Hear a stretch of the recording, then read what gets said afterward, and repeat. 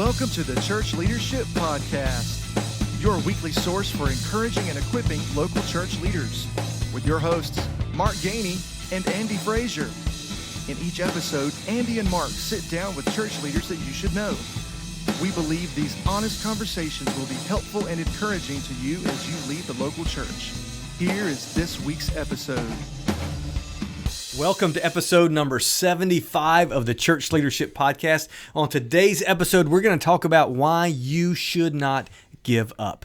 We want to thank you for joining us for today's episode. And our mission at Church Leadership Podcast is to encourage and equip you to lead in the local church. And we hope you enjoy this episode. And if you do, we want you to help us out by getting the word out and sharing our podcast on different social media channels and different podcast listening channels. And we would also love for you to rate our podcast. There's a really easy way to do that now. You can go to ratethispodcast.com/CLP. ratethispodcast.com/CLP. Now, here's today's conversation. Thank you so much for joining us on this week's episode of the Church Leadership Podcast. Every 5 episodes, Mark and I have a conversation with each other. That's right. So it's kind of allow myself to introduce myself kind of a moment. That's right. But we enjoy the guests that are on the podcast with us. We have some fabulous conversations, and it is definitely helpful to everyone. But I believe it's just as helpful, if not more helpful, to Mark and me. Getting to be in the same room No or doubt. a video call with somebody is encouraging to us. But we also have a heart for certain things, and we feel like this is not just a platform, but an opportunity for us to share with you maybe a little bit about what's on our hearts, what we're experiencing, or maybe some things that we feel like you can learn from some of our mistakes. That's right. Absolutely. And, sometimes we have conversations that we record and you will never hear them. Not really. We usually don't hit the record button when we have those conversations. But these, hopefully, will be an encouragement to you. Or some of the conversations are highly edited, so you don't hear all of them. That is the truth. That is the truth. Well, this week we are going to talk about something that's near and dear to our hearts. Mark and I, we love helping, encouraging, and equipping pastors. And right now, in the middle of this pandemic, in the middle of this chaos where ministry and our systems and programs and procedures have just been flipped on their heads, right now is a tough time to lead in the local church. It is hard. And, we're obviously speaking from experience because we're pastors, but we also are speaking from direct conversations that we've had with friends of ours, with people who've reached out to us and they're just tired, they're weary, they're ready to give up. People are questioning their call to ministry, and they're just, we feel it. I get it. I was having a conversation with somebody this morning, kind of recounting the things that have happened in 2020, not just the pandemic and, the racial unrest and all that, but stuff in our church, stuff in my own family, and it's just so overwhelming. I could certainly understand where people are just at wit's end. Yeah, it's a tough time. It's hard. No one really has a handle on how to handle this appropriately. And here's the crazy thing. It's so unpredictable. We've talked about this with several of our guests recently, that what we make a plan for this week may radically change, and we have to pivot, change directions, and do something completely different next week. So it's a tough time. And some of the normal things that we experience in ministry, ways that we can see tangible good things happen, results, and how we have a scorecard, and how we have wins based on those things have completely been thrown out the window. Completely gone. That's frustrating for people like leaders, right? We want to see results. We want to see, okay, I did this and this happened because of it, either good or bad. So we know how to pivot and change and shift. But we're not seeing that right now. We're seeing things that we do, but we have no idea sometimes the results or the impact they're having. No, we recently had a conversation, hopefully we'll be putting that up here pretty soon, with some very high-capacity leaders and pastors. And the same general mindset was among all the guys on this video call, and that is this level of frustration we're experiencing.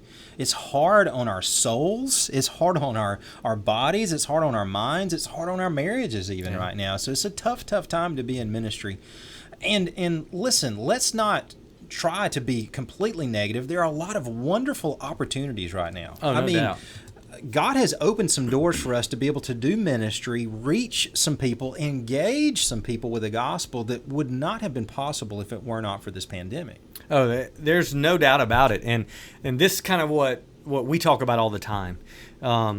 What some people see as a problem, what some people see as just devastating. For us, I mean, we see opportunity everywhere because, when something changes and when disruption happens, that is an opportunity. It's a door that has never been opened sometimes before for the gospel. And so just Andy and I both, I mean, we've had conversations with people because of this. We've had Zoom, groups form that wouldn't have formed otherwise that are focused on, the gospel and discovering the gospel. Those things wouldn't have happened without COVID. So the question that we ask all the time is, what has COVID-19 made possible that wasn't possible before? And that's huge. Yeah, that's a great way to look at things. It's all about perspective. And not everybody has the right perspective. Some people lead with more of a reactive style of leadership, and they even lean on others' systems and procedures or what they've been taught, rather than maybe they're not as an innovative type of leader. Maybe they're not. Maybe they're not as proactive as they are reactive. So it's a lot harder for people who are in that category that are deep thinkers. They think a lot about what they've learned and experienced and process everything slowly and implement change over time. And that is really, really hard to be that kind of leader right now. If you're a church planner or a church revitalizer, you're already kind of used to making sudden changes, and the ship turns, really quickly. But if you're an older, established church pastor right now, this has probably been as hard on you guys as anybody else, because those ships are large, and the navigating systems that get them around are kind of antiquated maybe at times, and it's hard. It's really hard. It is difficult. And a couple things about that. I think we would encourage you to surround yourself with people that do think differently than you. Now, God made you that way on purpose. God puts you in that church, whatever context you're in, on purpose. And so we're not saying by any means, well, you're done. You can't shift very fast, so you're done. Not at all. No. God's not done with you yet either. We don't believe. And so you just need to surround yourself with some people who can help you think and act and shift a little bit quicker. And something I've noticed too, Andy, is the larger the church, the harder it is to make changes in this time too. And so we feel for you. If you're a pastor of a larger church, that's definitely more difficult than a smaller church. And how many times do we get to say that? How many times do we get to say that if you're a mega church pastor, it's harder for you, right? But it is really leveled the ground. The playing field is now kind of open to everybody, and I believe smaller churches are making just as big of an impact as some of the larger churches right now. Maybe your audience may not be as large as some of the larger churches, but I think your impact can be just as big. That's right. I know small churches who are talking to me right now, who they're talking about they're having more people watching and engaging their services online right now. I tell people that that's a great thing, and some people will come up with the comments. We had X amount of people watch our services, X amount of people comment.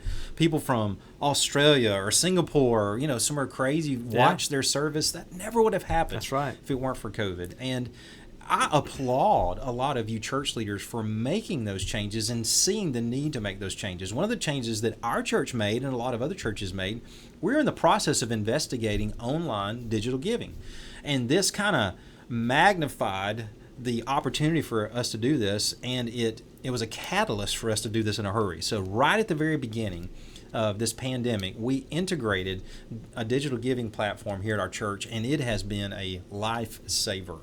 And I'm thankful. We've instituted a lot of other changes, but that's just one of them that we've seen as a necessary thing during this time. That's right. And so I'm going to give a little pushback on all of us leaders who have made shifts like that, okay? One thing that I've noticed, and I want to challenge you a little bit in this, almost every church, I mean, it was almost universal when the quarantine hit back in March. I mean, people were scrambling, like, we've got to get online giving right now, because they knew we weren't going to gather in person, and they thought, we've got to save, we got to save the church, we got to save finances, we got to save our own job, right? So that shift was quick.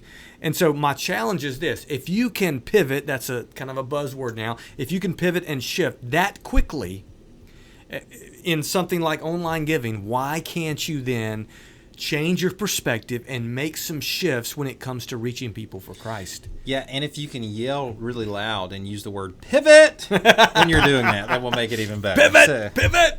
Okay, for those of you who haven't seen Friends, that's a Friends reference. But that's that's the challenge, and I think we need to hear that question in our own voices. Why can't I make the same shifts as quickly in other areas that I made in online giving? And look, I'm gonna be pretty harsh here and say this: is it because we were afraid for our income and our job that we said we've got to make this change, and so we pushed it through?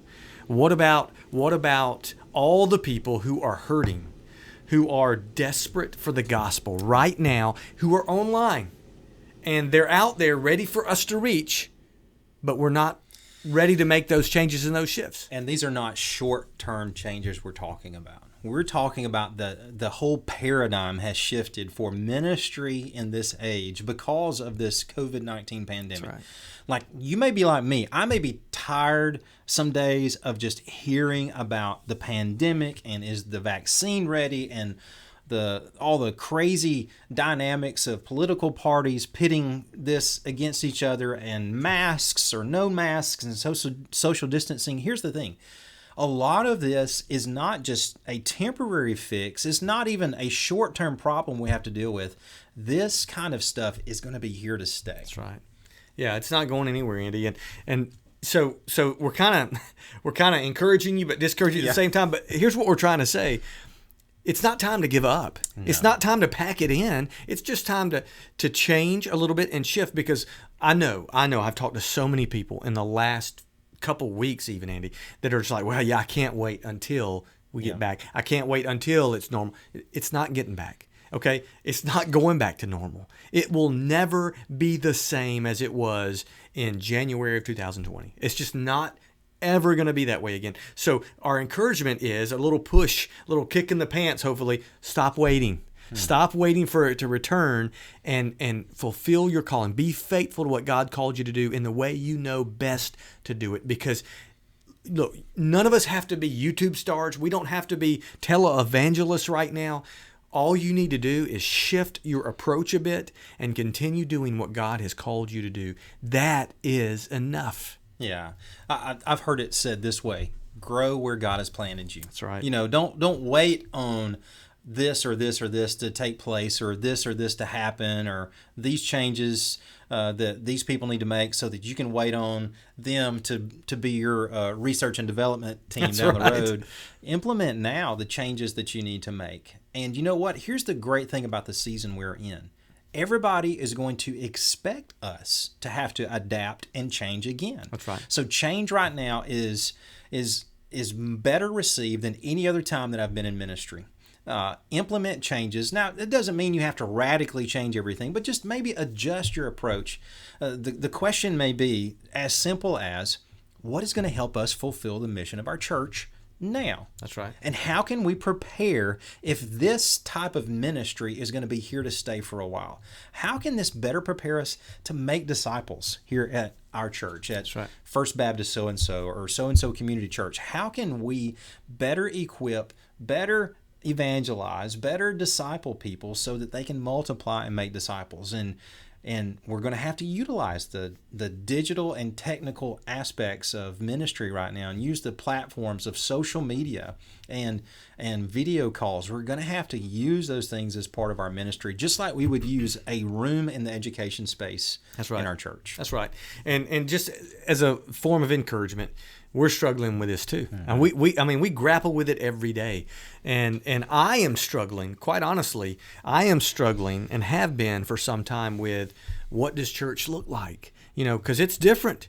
And how the things that I'm used to, and quite honestly, the things that I feel like I'm better at, they may be gone forever. Yeah, and so that's true. So that means, okay, well, I have to learn, I have to adapt, I have to shift.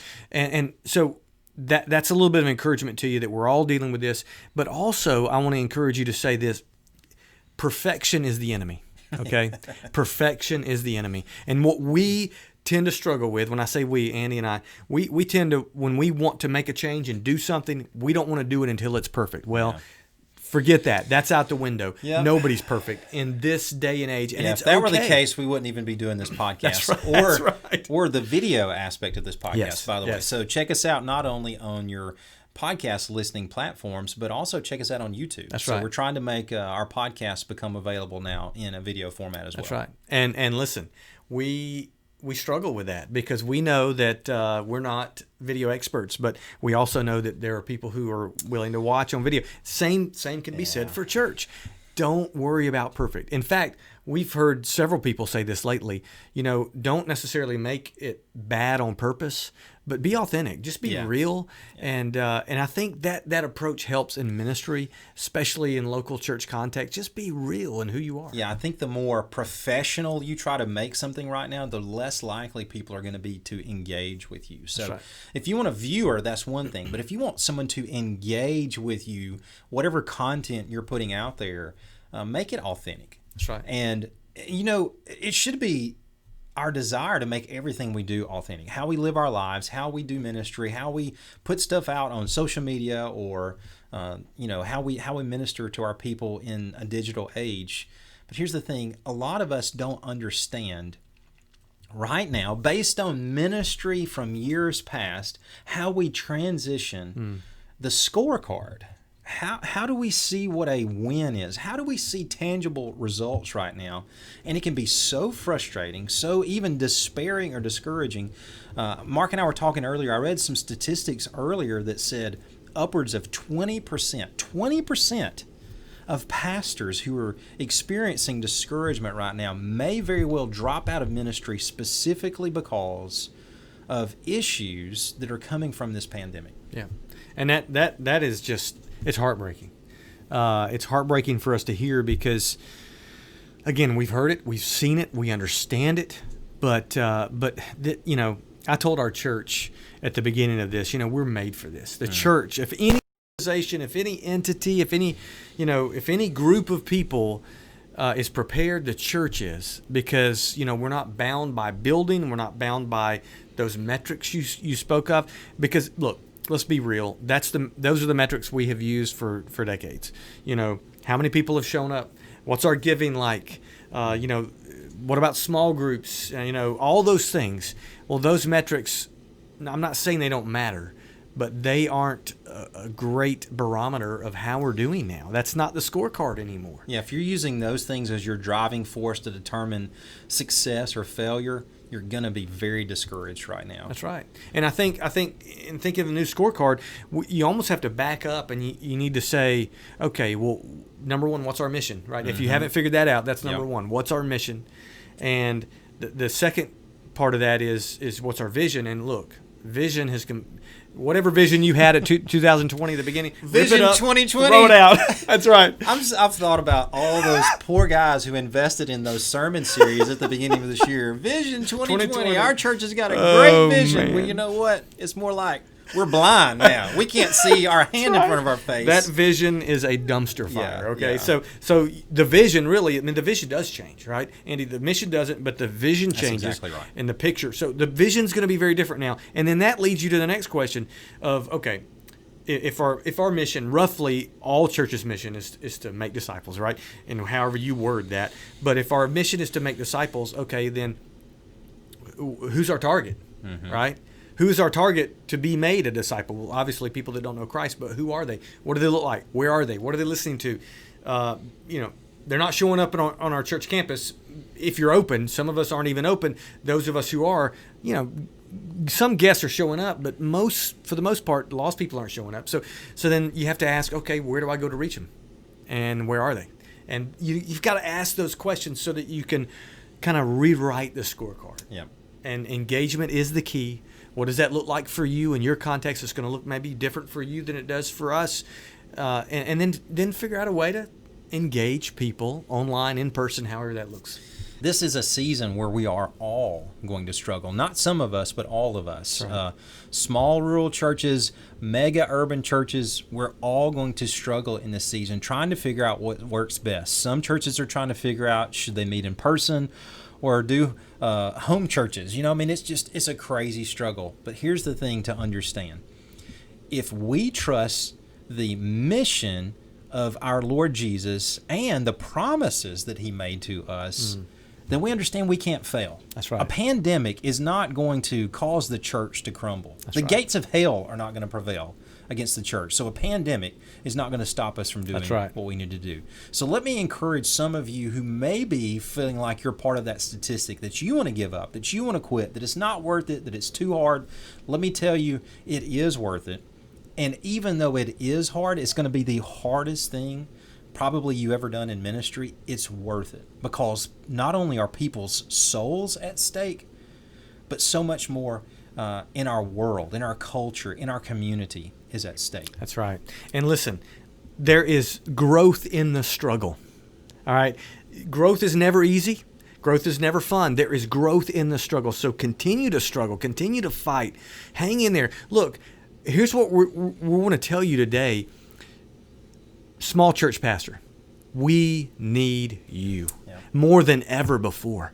Because I heard a large church pastor, or somebody on staff with a really large church, say last week, church in the future will be small. And look, this is your time to shine. All right, this is your turn to lead in places that only you can lead in. And you know, we're pastors of normative sized churches, and we're not excited about COVID-19, but we are excited about the opportunities it's created. Hey, you may be in a church like me. Like you're in a church revitalization and you've got not a whole lot of folks, but a whole lot of space. You are primed and ready for people to show up at your space and social distance. That's right. You know, I mean, so see those things as advantages, not as disadvantages. And like Mark says a lot, the playing field has been leveled. We have just as much access to people online as anybody else. So remember that. And let me encourage you with some specific things right now. We mentioned the scorecard and tangible things earlier. Some of you may be used to saying, all right, our numbers are up, our numbers are down, our giving's up, our giving's down, or you know, whatever community involvement and engagement we have is up or down. And you use those metrics to kind of gauge how healthy your organization is. You can't do that right now. Look at some specific people. You've got a group of people, I guarantee, if you're having in-person services or online services, you have a group of people who are continually showing up. That's right. Pour into those people. Invest in them and watch the life change that happens in them. That should encourage you greatly. And if you're seeing that in a small group of people, know this, that those people, you're making a difference in their life through pouring into them the gospel. They're going to be making a difference in their families, in their workplaces, in their schools, and their communities. So that's going to be kind of a ripple effect that's taking place there. The second thing, let me encourage you with this. Find some small projects, some tangible, doable things, and get after it. This past Friday was a perfect example of that for me. I had a friend who they had something that needed to be fixed. And you know what? I said, I can fix that. So I took a couple hours out of my day and I banged around and I worked on something, and from start to finish, I saw a tangible difference that had been made. Something that I put my hands to and in a short period of time made it work. And that helped my emotional Yeah, that was state an encouragement tremendous. to you. Yeah, So, absolutely. make sure you're getting enough exercise. Make sure you're eating right. Make sure your home life is healthy. But pick a project every once in a while. Once a week or twice a week that you can put your hands to or your mind to and see it through and see it accomplished. Yeah, that's going to be helpful. I mean, just in a practical way, that's going to encourage you. And especially if you're in that category of, am I ready to leave the ministry? Am I ready to quit? You need to find some practical things to bring encouragement to you for sure. So I want to share, if it's okay, I want to share a scripture with you, because I think this kind of describes, although it's not directly related to us now, but I think it describes the picture of what God may be doing for us. And it's in Isaiah 43, and you've probably heard this passage before. but we talked about how, the normal's not going to return. It says, remember not the former things, right? Don't be dwelling on the past, nor consider things of old. Behold, I am doing a new thing. Now it springs forth. Do you not perceive it? I will make a way in the wilderness and rivers in the desert. The wild beasts will honor me, the jackals and the ostriches. You got to love Isaiah, right? For I give them water in the wilderness, rivers in the desert, to give drink to my chosen people, the people I formed for myself. And so the whole idea behind that is God is doing something new. Look, if you don't realize it, God's doing something new. And it's kind of difficult sometimes to get to the new, but he's doing something and he wants to use you to do it. Don't give up before you see God come through. Yeah, and don't think you have to do this alone.